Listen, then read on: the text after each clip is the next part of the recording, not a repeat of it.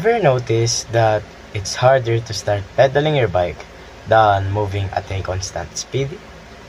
Or that when we're carrying heavier objects, it is more harder for us to move it? Hello and good day everyone. My name is Giancarlo G. Marcelo, and today we'll be talking about the famous scientist Isaac Newton and the three laws of motion. The three laws of motion is originally published in 1687. The three laws of motion is the law of inertia, the second is the law of acceleration, and the third law of motion is the action-reaction. My fellow friends will help you understand further the three laws of motion.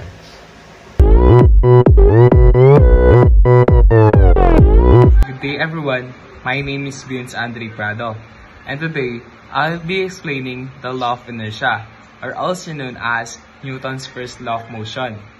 The law of inertia states that object will remain at rest or continue to move in a straight line unless acted by an external force. In simpler terms, it means that objects don't start, stop, or change direction on their own.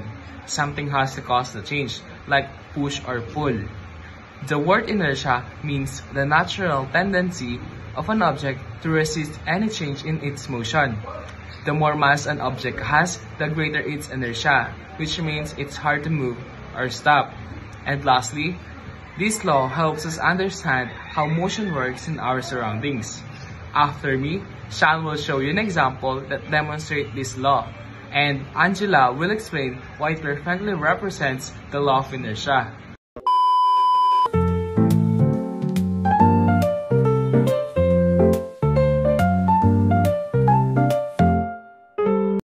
A closed door is initially at rest. To open it, you must apply an unbalanced external force or an push or pull. This force overcomes the door's inertia to change it from rest to motion. The need to apply any force at all to start the door is moving is the fundamental principle of the law of inertia at work.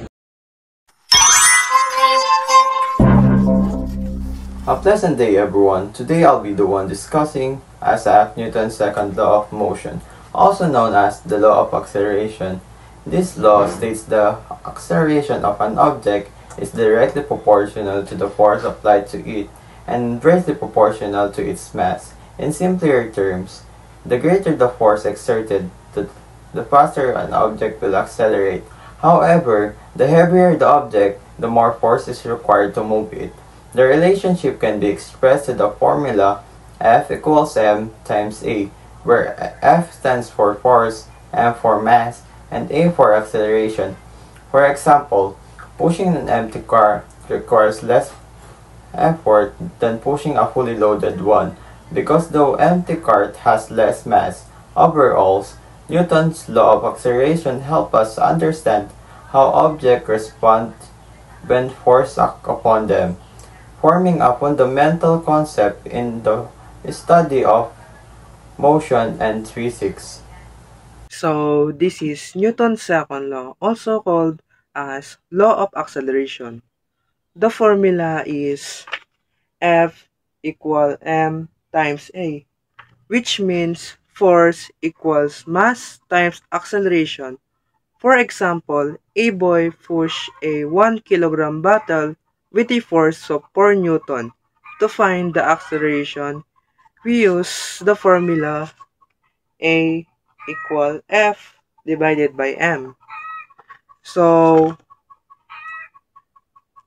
4 newtons divided by 1 kilogram is equal to 4 meter per second squared. That means the bottle accelerates at 4 meter per second squared. It moves faster because it's light, but if it's heavier, it would move slower during the same force. That's how Newton's second law works.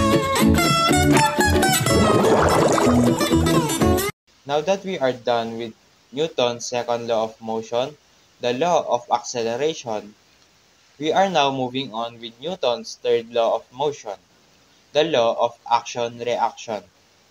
It states that for every action, there's a equal and opposite reaction. This means that whenever one object exerts a force on another, the second object exerts a equal force in the opposite direction on the first. In simple terms, action is the force applied by the one object, and the reaction is the force exerted back by the other object. A few examples of the law of action-reaction is walking, jumping, firing a gun, or launching a rocket. Now that I have stated the definition of action-reaction, my fellow group mates will provide an example and give an explanation on how they work. When a bird flies, it flaps its wings in a specific way to force air downward. This downward push affects the action. Now, according to the Newton's third law, for every action, there's an equal and opposite reaction. So as the bird's wings push air downwards, the earth simultaneously pushes back upwards on the bird's wings. This upward force is the reaction. Another one. Here is an example of action and reaction.